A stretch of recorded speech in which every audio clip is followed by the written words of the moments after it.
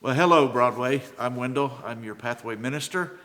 We're a ministry of hope and healing. We meet on Sunday nights, 5 o'clock for food and fellowship, and 6 o'clock for our celebration service. We meet here on the Melrose campus in the Cup. You're more than welcome to come.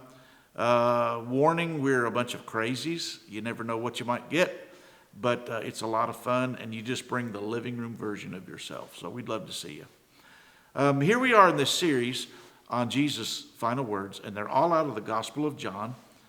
And so we find the passage you heard this morning was out of the first part of chapter 14. Let not your hearts be troubled. I go to prepare a place for you so that you can be with me, and so on and so forth. But before we dig into this, I think it's good for us to backtrack maybe a couple verses. Of course, John didn't write in verses and chapters. He just wrote. We separated it up for our convenience. But if you go back just a few steps, Jesus has been talking about his final days and about his execution and about his arrest and execution and all that. So everybody's on edge. You can sense something in the air. They're gathered together. It's kind of foreboding. And so he looks at Judas, and he knew this long before, but this was the time to say it. So he says it in the hearing of all his posse, "You're going to betray me. You're going to become a turncoat." Peter might have puffed up a little bit in arrogance over that. Don't know. He's prone to do that kind of thing. So Jesus turns to him and said, "Dude, by the way, you're going to deny me." Push back. "No, you're going to deny me." And so that ends up chapter 13, and now we're in chapter 14. And that's when Jesus said, don't let your hearts be troubled, because I'm going to prepare a place for you so that where I am, you can be as well. And so Thomas speaks up. Isn't it interesting that John names all these? He's named Judas, and now he's named Peter, and now he's named Thomas. Thomas, the one who wanted to see the scars after the resurrection, he says, but we don't know how to get to where you're going. You're going to somewhere to prepare. How do we get there? So it's like, I need something tangible. I need something rational, real, that I can sense, that I can see, touch, feel, whatever. I need this. And Jesus said, I'm the way. And we'll look into that in a few minutes. You don't need a map. You got me. And so then Philip speaks up. And Philip says, well, can you show us the Father? So he's saying we need some kind of divine sign off on this. We need some kind of sign, some kind of wonder, so that we'll know that all this stuff that's going on, the bombs you've dropped, what you say is going to happen. We need to know that this is, it sounds crazy. We need some sort of sign and wonder to let us know. So Jesus said, I've already given you a bunch of signs and wonders. And he said, if you want to see the Father, you've already seen me. So we're going to dig into that in a minute. So I think what we need to do, first of all, is to say it's very unique that John picked a full third of the posse. There's 12 of them. He names 4, and he articulates their issues. All 4 of them, he articulates them. And so we want to break that down just a minute before we get into Jesus' response, how he is a good shepherd to them, which, by the way, John is the only gospel that ever includes the story of Jesus calling himself the good shepherd.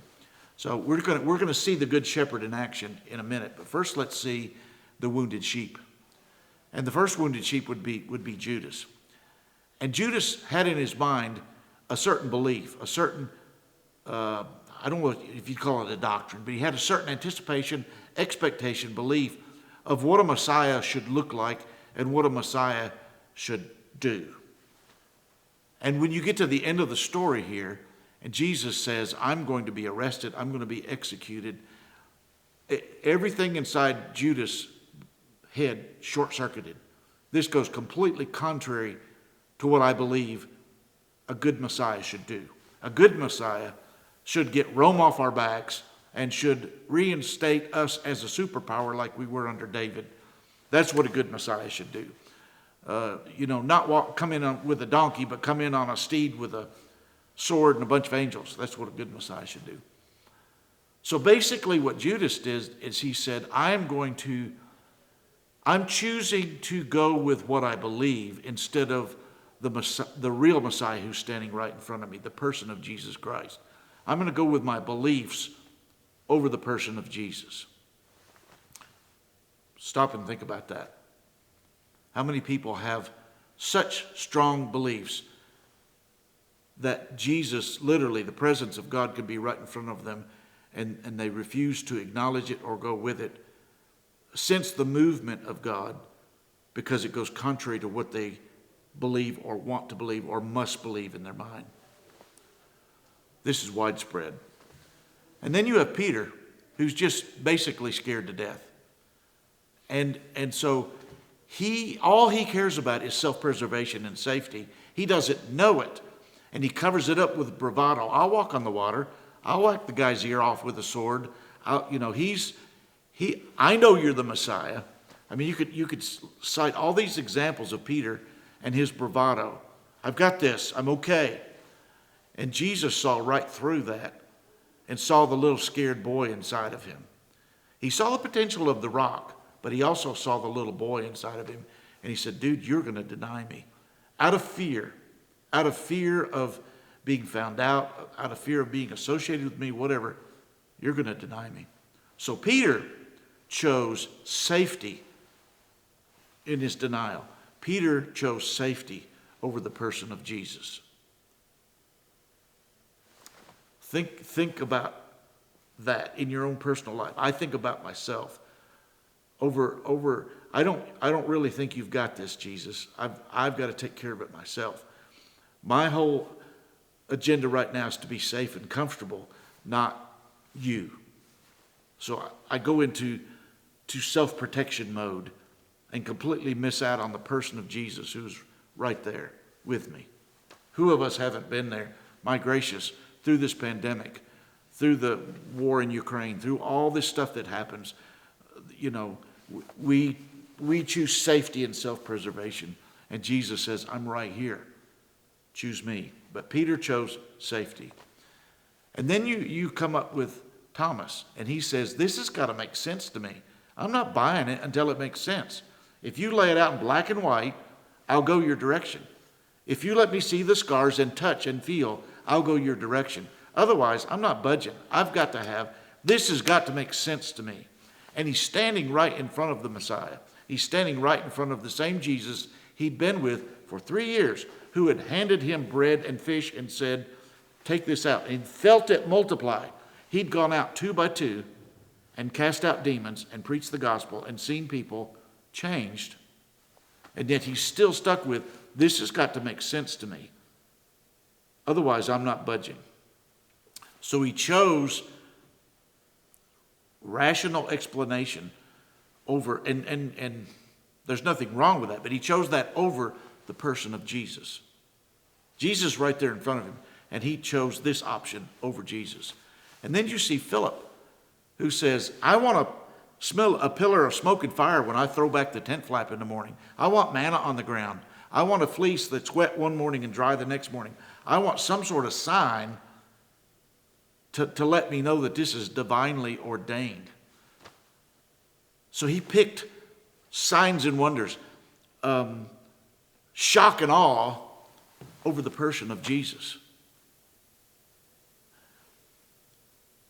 Sounds like what I just said is an indictment of all 4 of these guys. And most of us would look at that and say, well, shame on them. They'd been with Jesus 3 years, and they're still stuck on these things. A certain set of beliefs, a certain feeling of, I want to be safe and secure. It's got to make sense to me. It's got to be accompanied by a sign or a wonder. Jesus, he doesn't even get close to indicting them. He doesn't criticize them. He doesn't judge them.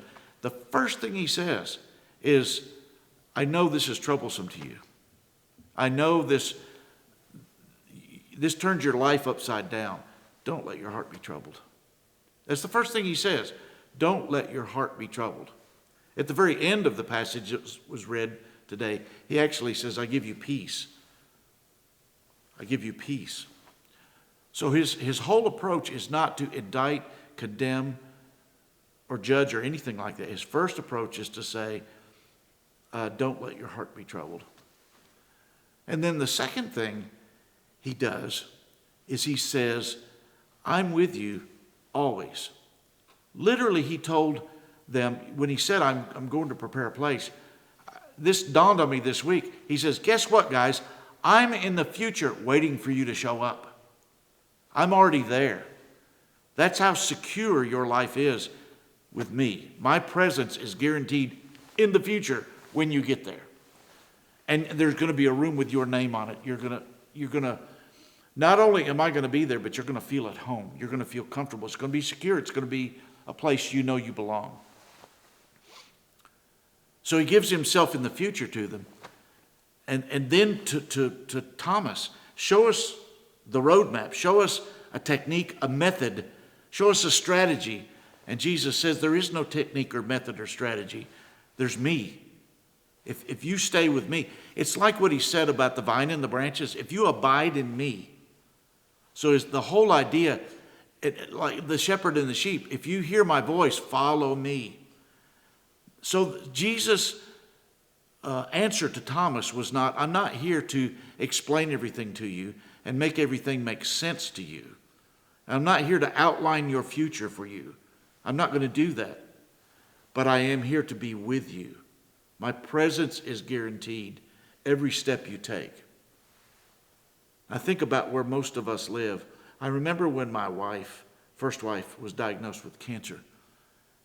My strongest prayer was, God, can you at least tell me what our future holds? If she's going to die, tell me. If she's going to live, tell me. I wanted a roadmap.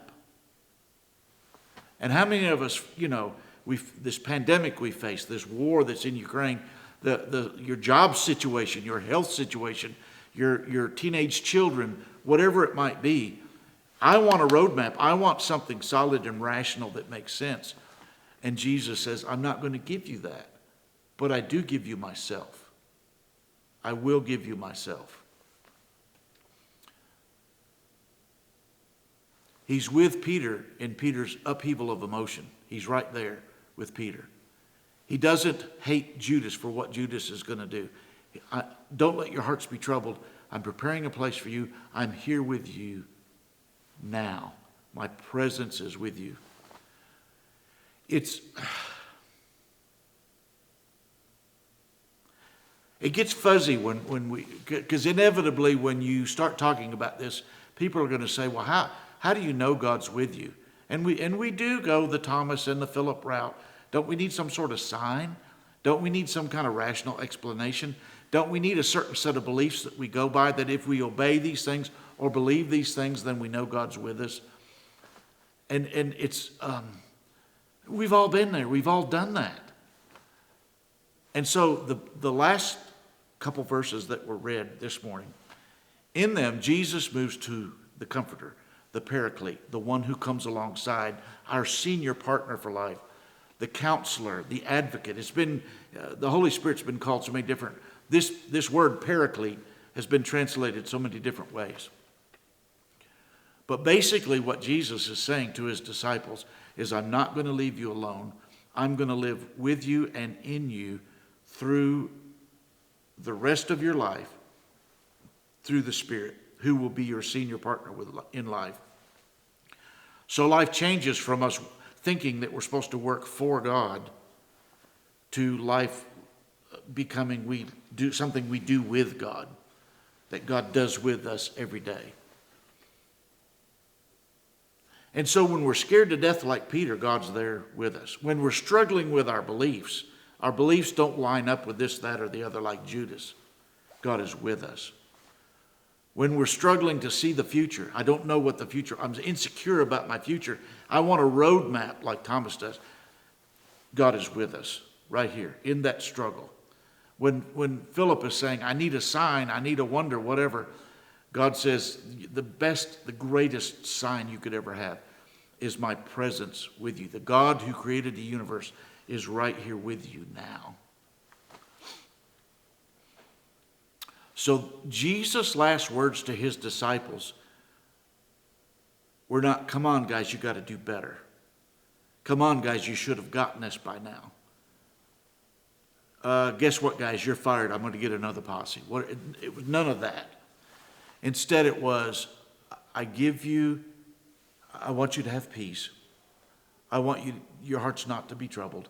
I am with you now. I have been with you, and I will be with you. That's non-negotiable. And so I guess what I leave you with this morning is God is with you. He's not going to change your emotions. He is not going to always line up with all your beliefs. He is not going to give you a blueprint of your future. He's not going to always turn the fleece wet or dry. He's not going to do that for you. But he will be with you.